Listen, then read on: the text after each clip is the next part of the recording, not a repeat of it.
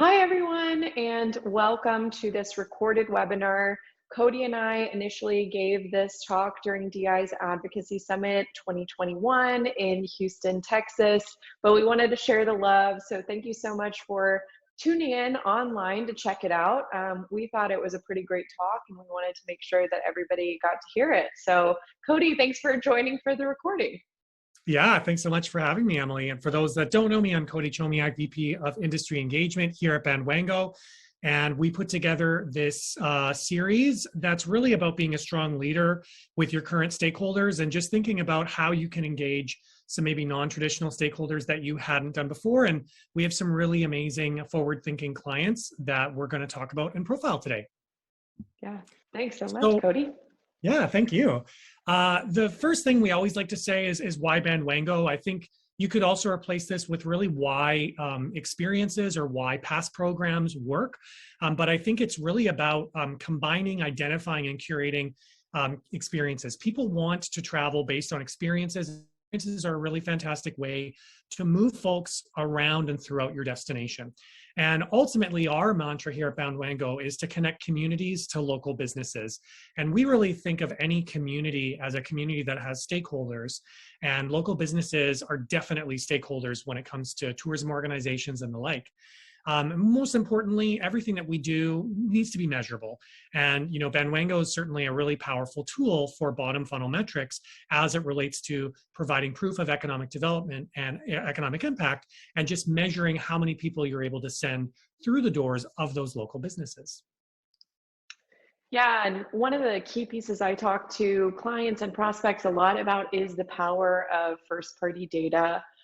In a world where cookies are going away and it's more important than ever to own your audiences, Bandwango is an excellent tool at capturing those really niche, segmented audiences, as well as a huge number of marketing opt-ins. We'll see in the few of the client case studies that we're sharing today, the strength and power of that metric. And then kind of along those same lines, I talk a lot about pairing top funnel campaigns with bottom funnel metrics. So many of our clients are used to talking inspiration at the top level. How do we make sure that there is a quantifiable metric to assign to that beyond just click-through rates or page views, and actually show that, how much your top funnel traffic influences actual travel into your destination? And Bandwango is a great way to accomplish that. Yeah, that's such a good point, Emily, too. And I think it's really important for DMOs as they're doing their seasonal campaigns. Whatever campaign that you're doing, you're definitely going to always have those top funnel metrics, but always try to pair them with as many bottom funnel metrics as you can. Yeah. So Cody and I always joke that this is the slide where if you haven't been on a Bandwango demo, you're in for the ride here. But mostly, we're focusing this conversation on ways that you can leverage your stakeholder engagement beyond just Bandwango. So if you're interested in learning more about Bandwango's signature product, the Destination Experience Engine, please feel free to reach out to someone on our sales team. There are a ton of links on bandwango.com, which is hopefully where you found this webinar, that you can kind of check out to see how our platform works with clients throughout the United States and Canada to launch these really cool experiential passports, which range from being free offerings like check-in challenges and savings passes to paid offerings like tasting passes, beer and wine passes, event passes. So there's so much you can do with our super flexible technology in order to leverage your destination's offerings, deliver them into the hands of customers, and make sure that you're either tracking that economic impact to your local businesses or paying them out directly. Awesome. So let's talk about stakeholders. As DMOs, we have many stakeholders. We have them listed here, the hotels, the attractions, your membership base. Really, and as I mentioned earlier, a community to us is anybody that has stakeholders or customers. When it comes to stakeholders, the biggest challenge, they're very diverse. They have different needs. So how do we please everybody, and how do we establish credibility, but also provide value and show that we're really an important piece of the ecosystem? We're really always tasked with growing the economy. And the only way we can do that is by enhancing the consumer experience and really allowing them to create experience fun things to do in our destination, but be able to do it in a way that's measurable. One really interesting piece is that locals are really a mainstay coming out of this pandemic. During the pandemic, I know locals kind of became our number one target audience in many cases. But I think what's really important to see is that coming out of this, it's really important that we consider our locals one of our biggest stakeholders in our destination. But as well, I think the time and the talent that we've invested in reaching these locals and helping them appreciate where they live is going to pay off when they're looking to invite their friends and family, but also provide a really good gauge on what the best types of experiences in your destinations are that they have to offer. Awesome. So now we're going to kind of get into a case study here. This is See San Antonio, and apologies to everybody. I meant to swap out the cell phone image with See San Antonio, but we'll just pretend that I did that and you're seeing their illustration here. But See San Antonio was a really cool program that Visit San Antonio launched alongside 50 of their hotel partners to create a VIP passport program during the summer of 2021. That passport was available exclusively to people who stayed in one of those 50 properties. And they were able to access it by booking their hotel and through that landing page where San Antonio was promoting the campaign. They were also able to access it at the front desk of the hotels. When they checked in, they could scan a QR code that brought up the passport that they could sign up for and then use at locations throughout San Antonio that included restaurants, attractions, retail locations, a huge variety of offerings that San Antonio included in this passport. And you can see the really amazing results they drove. More than 2,500 signups tracked here, but then also the value of that marketing opt-in rate, can't be stressed enough. They were really able to capture true visitors to San Antonio, people who are interested in doing it and had done it, in the summer of 2021 for those future campaigns. And I think that's a really important piece. I mean, to have a 97% marketing opt-in rate really shows that consumers are more than willing to provide you with their data and subscribe to something if they see value out of it.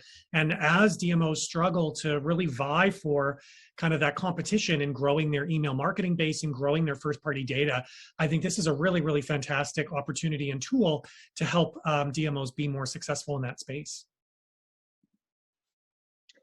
So everybody likes a case study, but sometimes, numbers are not just numbers. So we wanted to kind of share a pass holder testimonial here.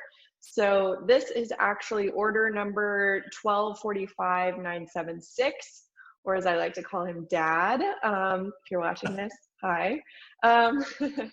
But this is my dad, and he was visiting San Antonio for the week to get away to see my cousin play her softball tournament. And when he had mentioned to me that he was going to San Antonio, I thought of this campaign, and sure enough, he was staying at one of the properties included in the promotion. So I helped him sign up for the passport in the same way that I create videos to support our clients who are explaining these passes to their pass holders. And my dad was able to use the passport to kind of create an experience that made the most of his time here in San Antonio. What's really cool is, my dad used it to eat and drink around San Antonio. He's got a great piano bar recommendation for those of you who are looking for that. But he had a wonderful time going around and eating all the appetizers. He kind of used it as a progressive dining tool for him to enjoy the best of the culinary scene in San Antonio while he was there for kind of a family reason. So it was really cool, and it kind of speaks to one of our main points, which is that people want the ability to create a la carte experiences and to make the most of their trip in a way that kind of goes alongside their personality. My dad is a classic rock fan, a Cowboys fan, and he knew exactly what he wanted to do in San Antonio, which was watch some Little League softball and drink some beer. I love it. So in terms of best practices, Emily, I think this slide kind of speaks for itself, but can you walk everybody through, what some of the goals were and the reasons why this was so successful? For sure. So San Antonio really did what kind of we talked about in the beginning, which was they paired a top funnel initiative, which was promoting travel back to San Antonio after COVID-19. They used out of home. They had a really strong digital campaign that was inspiring people to come visit and to see San Antonio again in the summer. And they paired that top funnel promotion with this bottom funnel offering, which was if people did actually book their stay due to that campaign, they were able to get this great VIP passport from their hotel. And San Antonio was able to report on that success to show how many people redeemed and signed up for the passport through that offering. So again, this measurement, a metric you can track and report on, is really valuable, and something that goes beyond click-through rates and page views that can really communicate the value to your stakeholders is so important. Additionally, we talk all the time about people not traveling to stay in hotels, which is something that I think hotel partners are always sad to hear, but it's true. Giving people a reason to travel again and pairing that hotel experience with something that people are in your destination to do can be a really valuable way to kind of communicate your destination's appeal to a visitor beyond just staying in a hotel. And it's really kind of important that we work with our hotel partners to figure out what are those experiences, how can we communicate them to guests who are staying, or promote those to people who could stay in hotels and enjoy them themselves. I don't know about you, Cody, but I think that was always a tricky part when I was a DMO, was balancing how do we make sure we show our hoteliers that we care about them and we are providing a service to them, while also pushing to consumers what we know works, which is experiences. Yeah, you're spot on. And I think this was a great opportunity for them to provide something that was a compelling incentive with that hotel stay. It wasn't necessarily something that was combined specifically with one property, but was able to be paired with several local properties and then used as part of that larger attraction campaign, which I think was why it was so successful.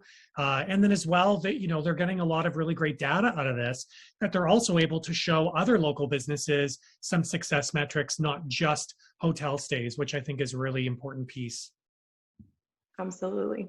So let's talk about some new types of stakeholders. And I mean, craft breweries are not new. They've been around for a long time, but I think, many of us DMOs, we're challenged with really spending the majority of our time engaging and reaching out to a lot of these smaller businesses. So craft breweries for sure, mom and pop shops, there's a ton of them throughout the destinations we live in. Dispensaries, also a new kind of area that's still a little bit taboo. But really, how do we work with those stakeholders and how do we get them more engaged and provide them value? There's 3 destinations here that have done just that. Visit Indy really wanted to develop and grow their membership base, specifically with breweries, mainly so that, they could talk about them and promote them more, because as a membership-based DMO, they really were challenged and struggling with that. So what they wanted to do was provide this Brew Pass experience that not only provides a really great customer experience and visitor experience, but also allows them to provide some better value and open the doors to working with those breweries and actually have them come on as a partner. I think some of these partners as well, it's tough for them to sometimes see the ROI. Hotels, it makes sense. Attractions, it makes sense. But a lot of times these folks say, what, I deal with locals. Like, I'm not dealing with a tourism organization. And this is a great way for us to kind of pair these metrics. The second piece, Visit Modesto, they actually were a trailblazer and worked with Cultivar Strategies to put together a Canapass, their Motown Canapass. And they did it in a really responsible and sustainable way that got all levels of stakeholders on board, but it allowed them to really come up with an effect pairing trail, but it's opened them up to a whole new audience of folks. And although they have done zero in the way of any sort of paid promotion or marketing or even PR on this piece, it's actually the fastest growing organic page on their site and one of the hottest pieces that they've launched. So it's really exciting to see. And then lastly, Visit Kansas City. They really came to this pass with the right frame of mind. They had a high level objective that they wanted to reach. They wanted to look at rebranding themselves and showcasing more of a diverse angle. And so one of the things that they thought of is, let's put together a taco trail. It's not something that our destination is known for. And it also allows us to work more closely with a lot of businesses and folks that we haven't traditionally worked with. And what was really interesting is that, a lot of these businesses, super small, not very, they're very time starved. They don't necessarily have a good relationship with KCK, but they were able to put together a check-in challenge, which allowed them to put the pass together without actually having to get the businesses to commit to it. And so what they did was they were able to run a really successful taco trail, which you can read about them in Forbes. And also visit them on their website. But what was really exciting is after they got all these results, they were able to then talk to those businesses to say, hey, all those people that we've been driving through the doors that have this pass, like, we're behind that. And, we really want to work with you and make things better. Yeah, so here are some of the results from the campaigns that Cody was mentioning. Visit Indy has been a longtime partner of Bandwango, and it's been a wonderful experience to see our technology improve their membership in their organization, especially with kind of a new stakeholder segment like craft breweries. Visit Indy's whole strategy was that the first year of being included in that passport was free to anyone, and then the second year you had to become a member of the organization. So they did something which we're going to talk about, but they really showed the value kind of before they put a monetary amount behind it, and they gave the breweries like a real look at the ROI, which you can see here, more than 15,000 check-ins in the few years they've been Bandwango clients, which is such a powerful metric to show those merchant partners. And then, Cody, the Visit Modesto case is so interesting because they definitely took a different approach to the promotion, and they're really focused on kind of that organic growth and creating a conversation that's safe and educated around cannabis in their destination. And you can see here the opt-in rate kind of proves that there is a thirst for knowledge in this area, and people are interested in those kinds of experiences. So I'm excited to kind of see that grow across the board. And then finally, Visit Kansas City, Kansas is such a Bandwango darling. We love to talk about this program because they did everything that we're so passionate about. They connected their local businesses to their community. They talked to visitors about something that made their destination really special, but had kind of gone unseen in the past, which was their diversity scene. And you can see here the clear success that they've had across the board in promoting this part of their destination. 16,000 plus check-ins. Like Cody said, they're able to go back to those mom and pop shops and say directly to them, we drove this many people through the doors of your local business, and that was something that we provided to you with no lift from you and no, necessary buy-in. So how do you really engage some of those non-traditional or maybe non-believer stakeholders when working on these types of programs? So I think one of the things we talked about is like flipping your approach, showing the impact of partnership with the DMO versus asking for buy-in prior can be a really powerful way to, communicate your value to those stakeholders. So for instance, the Visit Indy example, where the first year was free, and they really showed these breweries the opportunity that they had to reach a new market segment. We actually have a brew pass in California where kind of the same thing happened. They had launched this brewery program, and within the first 2 weeks of the passport being live, they had some merchant feedback. The brewery actually said, we had the highest sales night on a Wednesday because people with their passport were coming in. So, flipping that approach, instead of asking people to buy into a co-op before you launch it, sometimes it's smart to kind of go the opposite route. Show them what you could do for them, communicate your value before you ask for that in return. Yeah, and then providing the right value. It's really, I think, we talk about this all the time, even as it relates to KPIs and metrics. It's just all about filtering out what the stakeholder cares about. All of us have different priorities. And so really taking the time to understand, you may have specific priorities and needs, but how do we communicate that and align that with the values and priorities of our stakeholders that we're working with, and really help them communicate what matters most. And, in the case of our passes, a lot of these local businesses, it's really about getting high value customers through their doors. But it's, sometimes businesses are saying, we have enough traffic. And so we work with our clients on providing different programs and strategies to flip the script to say, we're not just going to, throw a bunch of people through your doors. We're actually going to work with you to get higher value visitors through your doors, or we're going to work with you on a paid passport so you're actually getting money every time they walk through your doors. So it's really about understanding and getting a full picture of what matters to them, and then communicate in a way that is most effective. Yeah. And then I think finally, meeting people where they are is so important. We talked a little bit about the hotel conversation that all DMOs are used to having. How can we make sure that we're communicating to them the value while also bringing in consumers the way that we know works best? This kind of is the same message with your non-traditional stakeholders. Understanding the barriers that they may have, like language, which was the case for Kansas City, Kansas. They knew that some of these small mom and pop shops, English was a second language, and they knew that was going to be a barrier to getting them on board or comfortable with membership at the DMO. So instead, they used our GPS check-in technology to make sure that there was no lift or training on the part of the taco shops. And in doing so, they kind of opened themselves up to this entirely new segment of merchants who maybe they hadn't had a relationship with before. So financial barriers are common, when it comes to membership or communicating the value.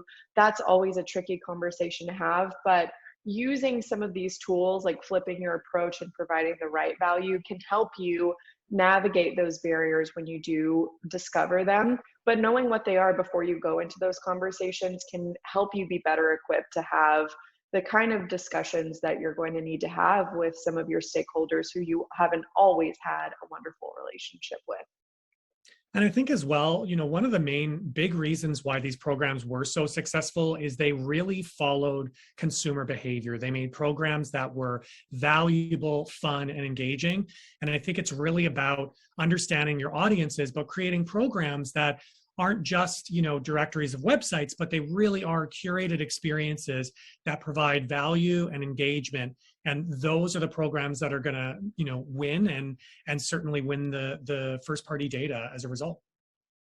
Absolutely.